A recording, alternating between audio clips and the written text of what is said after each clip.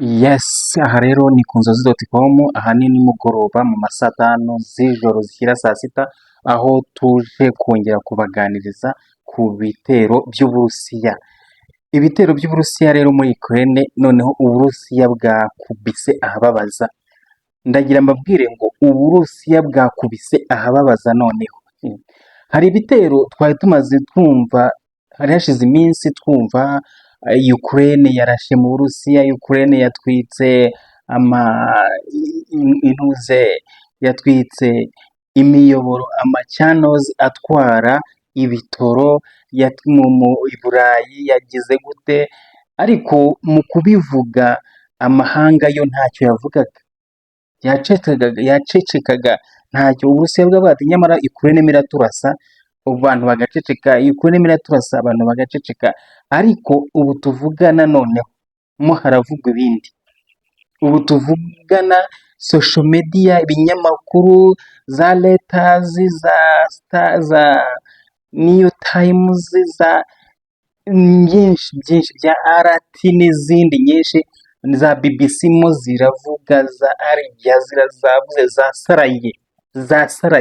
zasaraye ku buryo ushobora kwibaza ngo ibi ni ibiki, kuko ikintu kiri kuvugwa muri aba ngo noneho Uburusiya bukoze imperuka muri Ukraine. Bagiye bakurasira hano muri Kiev, mu murwa mukuru w'igihugu, barahatwika, ariko bahatwitse ku buryo aka kanya nkweretse amashusho wakibaza uti se koko wa mugani iyi ni imperuka iri kuba muri Kiev? Wakibaza ngo iyi ni imperuka iri kuba muri Kiev? Aha hantu rero turaza kwibaza ngo ibi ni iki? Ese birashyira iki? Buri muntu wese yibaza question mark, iyi ntambara iraza kurangira ite? Ese koko ni Harimagedoni, niho Harimagedoni ishobora guturuka?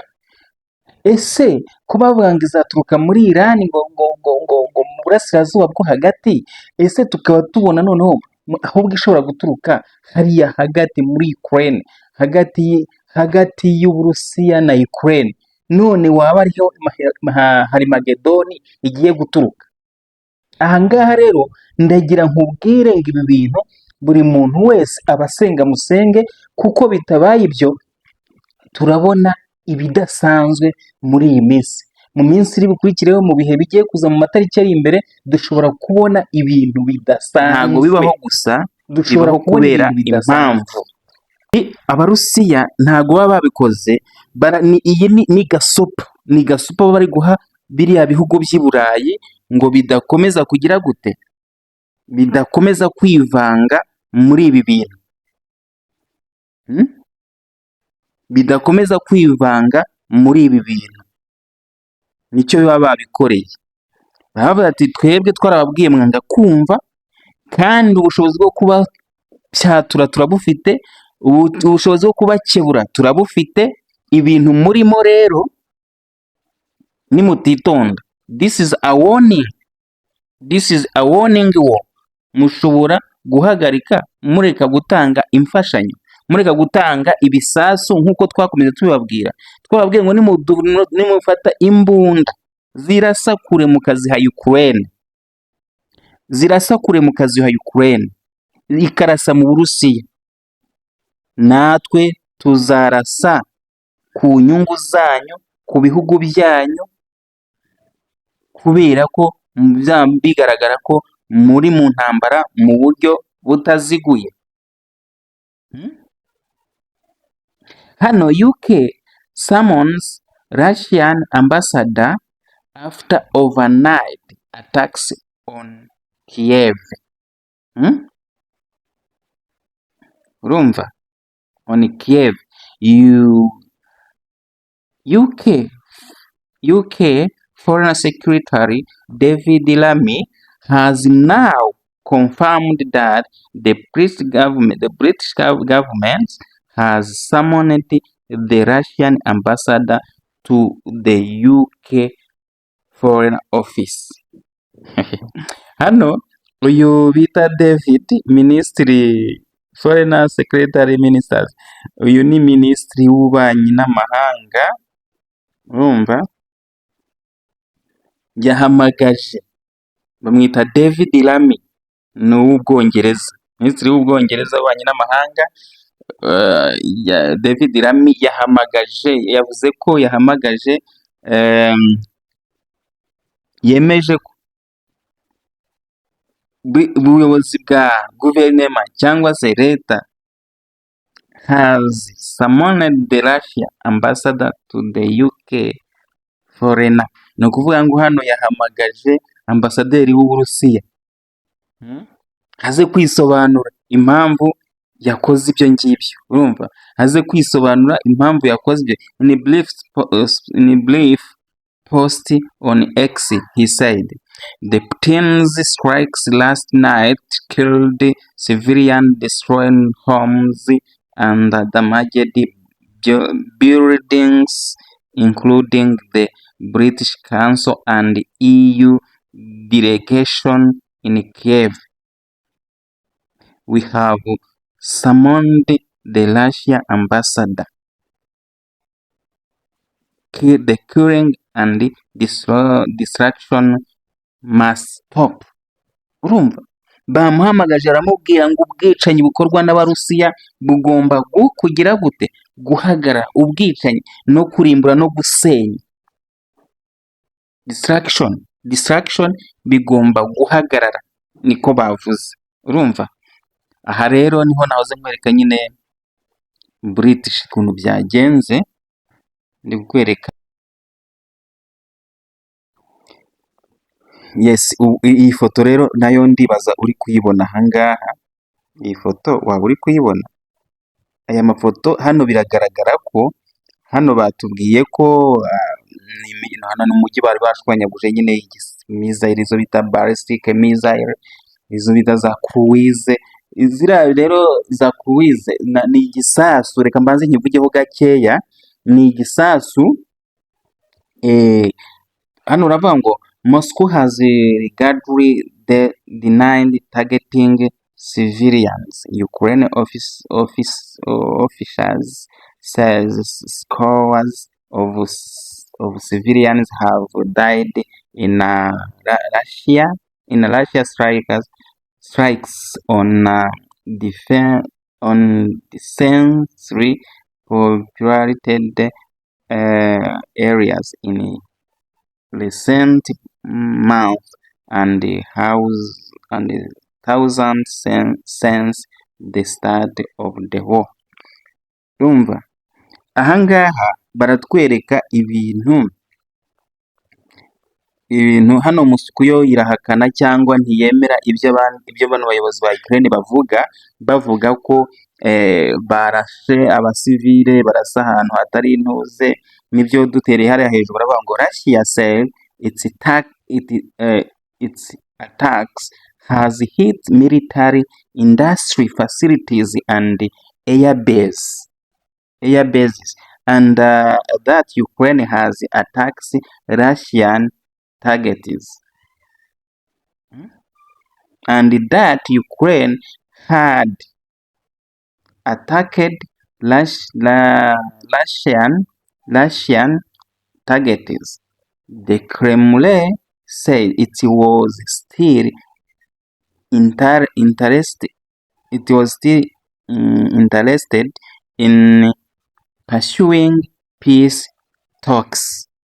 Urumva, hano Uburusiya buravuga ngo ibitero byabwo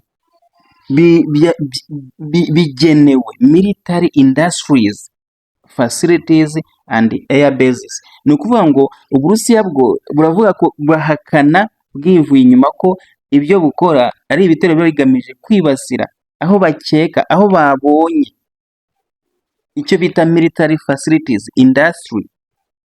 Urumva, military industry facilities ni ukuvuga ngo bamaze kubona izo target zabo ziba zigamije kurasa ahantu hari ibyo bikorwa bya gisirikare n'ama air bases, n'ahantu hose indege zishobora kuba zagwa, ibibuga by'indege n'ibindi.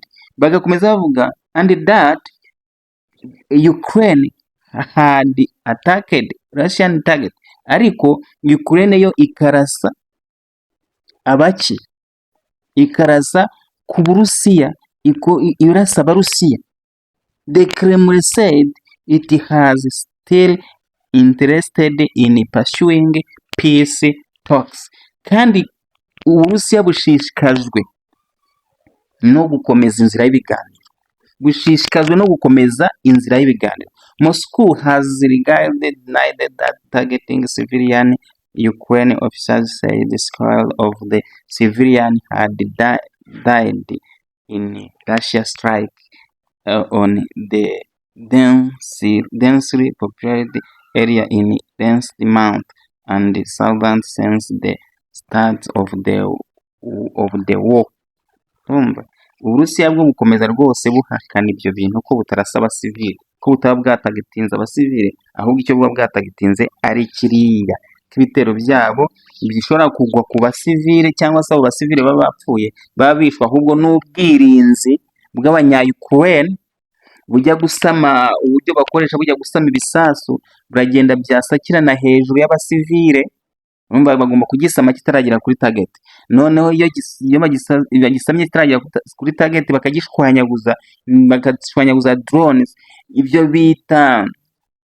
ibyo bita ecran ziramanuka, biba biremereye, biba bifite ingufu, biramanuka bikitura ku mazu y'abaturage akabashwanyagurika bagapfiramo, abari kugenda mu mihanda bagapfa. Kubera iki? Kubera ibyo bintu by'abanya-Ukraine bakoresha basama. Niyo mpamvu rero result is this, murayibona, ibivamo murabibona, ibivamo murabibona hariya ku mafoto, ibiva murabibona, gariya moshi zashiririye mu mihanda zigenda kuri railway, bazita railway, murazibona gariya moshi, urabibona hariya rwose ukuntu habaye hasi hariya, urabibona, twebwe tukwereka facts, urabona hariya ukuntu byagenze. Ibyo byose rero wumve ko ari ibintu tuba tuhakubereye tukwereka everything. Reba hariya ni mu mujyi wa Kiev, ibintu biri kuhatikirira byo byonyine ni agaciro karemereye, abantu barashira, uragenda ubibona rwose, tukwereka buri kantu, ahantu habaye amatongo wagira n'imperuka iri kubera muri Kiev. Ndebera nawe hapfuye mana we. So okay, reka twihanganisha ababuze ababo muri intambara, aho ibintu bimeze nabi, aho ibintu bitari kugenda neza, aho ibintu bitari kumera neza rwose. Icyiza ni uko bagahagaritse intambara. Turi kwibaza tusi kuki Ukraine iyo bayirashe, iyo Ukraine irashe mu Burusiya nk'uko Uburusiya bwabivugaga nta kibazo kivuka, ariko iyo Uburusiya burashe muri Ukraine hirya no hino baravuga ati turashize, noneho Uburusiya buratumaze. Mujye rero mureba, ntimukarebe kuri koti imwe ngo mufane nk'abafana ikipe z'imipira, ahubwo tujye tubasha gutekereza neza, tumenye ngo ibi ngibi birava he bikajya he. Muri kumwe n'inzozi.com, tubasaba gukora hamwe na televiziyo yacu twita Inzozi TV1, maze dukomeza tuganira namwe, mutugezaho byinshi bitandukanye. Icyo mwadusaba twaganiraho tuzakibakorera, icyo mwadusaba twavugaho tuzakibakorera. Nawe ushaka gutanga ikiganiro, ngwino hano ku Nzozi TV1 tuguhe ijambo. Ciao ciao.